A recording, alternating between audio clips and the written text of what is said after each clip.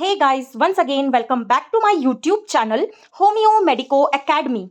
Once again, I'm back with taking another important topic of physiology, that is tissue fluid and edema. From this topic, directly question will be asked in your first year examination in the form of 5-mark question or in 1-mark MCQs. So you must have to prepare it very carefully. So let's get started.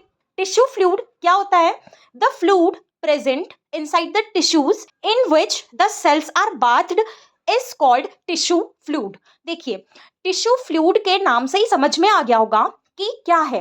Tissue means organ, any organ of the body. The organs are liver, kidney, pancreas, spleen, brain etcetera.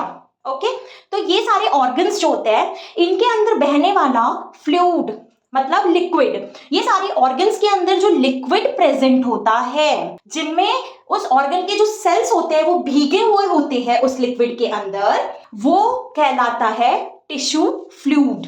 तो आप अच्छे से समझ गए होंगे क्या होता है tissue fluid. The fluid present inside the tissues in which the cells are bathed is called tissue fluid. Firstly इस डेफिनेशन में आपको डायरेक्टली 1 मार्क का एमसीक्यू पूछा जा सकता है कि आपको डेफिनेशन लिख देंगे.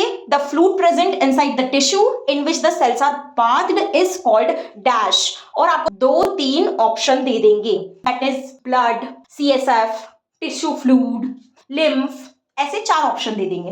तो आपको उसमें से टिक करके आना है और अपने आंसर शीट में लिख के आना है tissue fluid. Okay, now second, functions. जब ये टॉपिक आपको 5 मार्क में आएगा तो आपको सबसे पहले टिश्यू फ्लूइड की डेफिनेशन बताना है, देन आपको फंक्शंस बताना है, क्या काम होता है टिश्यू फ्लूइड का. तो देखते हैं. First, the cells and blood are not directly in contact with each others. क्या बोल रहा है? जो सेल्स होते हैं किसके अंदर के? टिश्यूज के अंदर के, मतलब ऑर्गन्स के अंदर जो सेल्स प्रेजेंट होते हैं वो, और ब्लड, जो ब्लड वो ऑर्गन को सप्लाई होता है, वो ब्लड डायरेक्टली कभी भी एक दूसरे से कांटेक्ट में नहीं रहते. क्यों? क्योंकि सेल्स तो स्फेरिकल बॉडीज है जो टिश्यूज के अंदर प्रेजेंट है, और ब्लड काय में बहता है? वेसल्स में बहता है, आर्टरीज और वेन्स में बहता है. तो वेसल्स की तो अपने आप में एक अलग वॉल होती है, तो सेल्स और ब्लड कभी भी एक दूसरे से कांटेक्ट में नहीं रहते हैं. तो वो दोनों सेल्स और ब्लड आपस में एक दूसरे से कांटेक्ट में किसके थ्रू रहते हैं? टिश्यू के अंदर जो फ्लूइड बह रहा है, जो फ्लूइड भरा हुआ है, उसके कांटेक्ट में, मतलब उस फ्लूइड के थ्रू सेल्स और ब्लड एक दूसरे के कांटेक्ट में आते हैं. तो क्या लिखा है आगे? This tissue fluid is a medium between cells and blood to transport materials. इसलिए जो टिश्यू फ्लूइड होता है ये एक मीडियम होता है, बीच में होता है मीडियम. किस में? सेल्स और ब्लड के बीच का एक मीडियम है जो इन दोनों के सामान एक दूसरे को ट्रांसपोर्ट करता है. अब क्या सामान होते हैं? तो सेकेंड पॉइंट से देखिए क्या समझा रहा है. Tissue fluid transport oxygen from blood to cells. क्या हुआ? जब आर्टरी ब्लड को, ऑक्सीजनेटेड ब्लड को किसी भी ऑर्गन तक, टिश्यू तक लेके जा रही है, तो वो ऑक्सीजनेटेड ब्लड जो है वो आर्टरी से लेके टिश्यू के सेल्स तक पहुंचाने का काम किसका है? टिश्यू फ्लूइड का है. Similarly third point, transport metabolites and CO2 from cells to blood. अब क्या हुआ? ऑक्सीजनेटेड ब्लड का ऑक्सीजन पहुंचा दिया टिश्यू फ्लूइड ने ब्लड से सेल्स तक. देन ऑक्सीजन ले लिया जब एक सेल्स ने उस ऑर्गन के, तो अब वो सेल्स ने अपनी प्रोसेस किया, और फिर उस प्रोसेस के बाद सेल्स ने क्या छोड़ा? Carbon dioxide. तो वो कार्बन डाइऑक्साइड काय में छोड़े?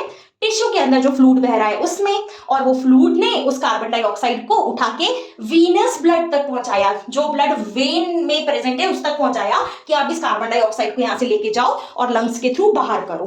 तो ये ऑक्सीजन को सेल्स तक पहुंचाना ब्लड से, और फिर सेल्स से कार्बन डाइऑक्साइड को लेके वापस वीनस ब्लड तक पहुंचाना किसका काम है? टिश्यू फ्लूइड का काम है. तो अब तक आप समझ गए होंगे कि फंक्शंस क्या है टिश्यू फ्लूइड का.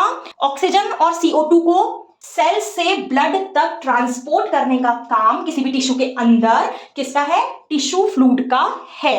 ओके, देन अब आते हैं एडिमा क्या होता है.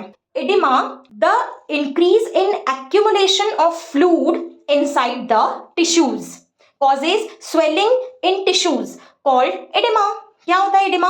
इंक्रीज होना मतलब बढ़ जाना, क्या?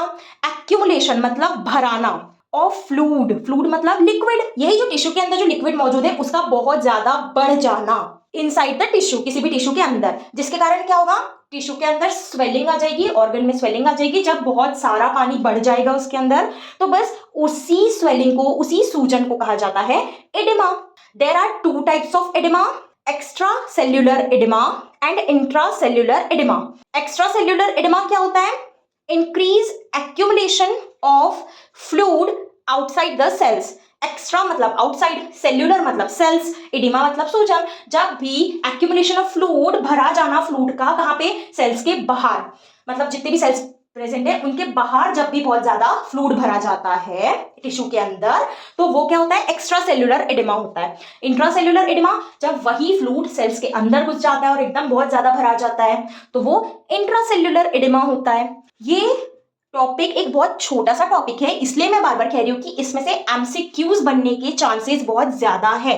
तो इसमें से किस टाइप के एमसीक्यूज बनेंगे वो भी मैं आपको बताते चल रही हूँ। जैसे कि एडिमा के ऊपर एमसीक्यू बन गया, ये आपको डेफिनेशन लिख दिया कि increase in accumulation of fluid inside the tissue is known as, तो आप वहां आंसर लिख के आएंगे 1 मार्क में, एडिमा ऑप्शन में दिया रहेगा। ठीक है, देन फिर पूछ सकते हैं increase accumulation of fluid outside the cell is known as, option दे दिया extra cellular edema, intra cellular edema, sub cellular edema और एक हाथ कुछ एक्स्ट्रा दे दिया तो आपको लिख के आना है एक्स्ट्रा सेल्यूलर एडिमा।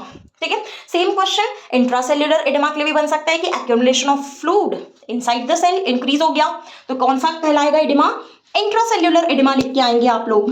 तो अब तक आप समझ गए होंगे कि टिश्यूज, फ्लूइड एंड एडिमा में से किस टाइप के एमसीक्यूज बन सकते हैं और बाय चांस अगर उन्हें पेपर को थोड़ा लेंदी और हार्ड बनाना हो तो वो आपको इस टॉपिक को देके बोलेंगे 5 मार्क में लिखो, क्योंकि एग्जामिनर जानता है कि ये टॉपिक सिर्फ एक एक लाइन की डेफिनेशन है बट वो देखना चाहेंगे कि बच्चा इसमें कितना लेंदी लिख सकता है। तो लेंदी के नाम पे आपको क्या लिख के आना पड़ेगा कि टिश्यू फ्लूइड क्या है, डेफिनेशन दे दो, एक हाथ उसका फ्लो चार्ट के फॉर्म में भी डेफिनेशन को बता दो, देन उसके फंक्शंस क्या है टिश्यू फ्लूइड के वो बता दो, देन अगर टिश्यू फ्लूइड बढ़ जाता है तो क्या एबनॉर्मलिटी आती है, एडिमा आ जाता है, उसके बारे में बता दो।